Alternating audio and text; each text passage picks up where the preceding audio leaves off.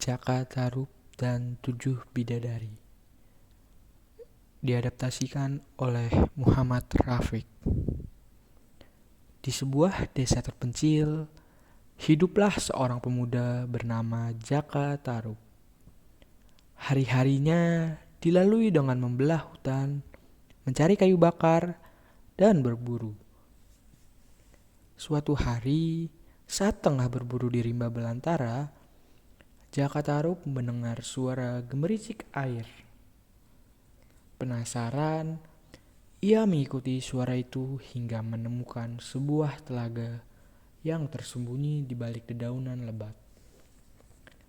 Di sana, ia melihat 7 wanita cantik yang sedang berendam. Mereka merupakan bidadari yang turun dari kayangan. Terpesona oleh kecantikan mereka, Jaka Tarub merasa tidak bisa membiarkan momen tersebut berlalu begitu cepat. Di antara para bidadari, Jaka Tarub melihat wanita yang sangat memikat hatinya. Ia bernama Nawang Wulan. Dengan hati-hati, ia mencuri selendang milik Nawang Wulan. Ketika para bidadari lainnya terbang kembali ke kayangan, wanita yang kehilangan selendang itu terpaksa tinggal di bumi. Tanpa pilihan, ia menerima Jaka Tarub yang kemudian menikahinya dan membawanya ke rumahnya di desa. Tahun demi tahun pun berlalu. Kini Jaka Tarub dan Nawang Wulan hidup bahagia dan dikaruniai seorang anak. Namun, ada keajaiban yang terjadi setiap kali Nawang Wulan memasak. Dengan sebutir padi di tangannya, ia bisa memasak nasi yang harum dan lembut, cukup untuk mengisi perut sekeluarga. Namun, ada satu rahasia yang harus dijaganya.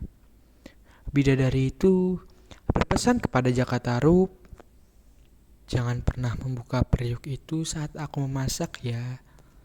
Jika Jaka Tarub melanggar larangan itu, keajaiban periuk akan menghilang." Suatu hari, saat Nawang Wulan memasak, muncul rasa penasaran dari Jaka Tarub. Meski sudah diingatkan, dia mencoba membuka periuk tersebut. Betapa terkejutnya dia saat melihat ternyata selama ini Nawang Wulan hanya memasak sehelai padi. Kesaktian Nawang Wulan itu sirna seketika. Kini Nawang Wulan harus bergelut dengan urusan dapur seperti manusia biasa.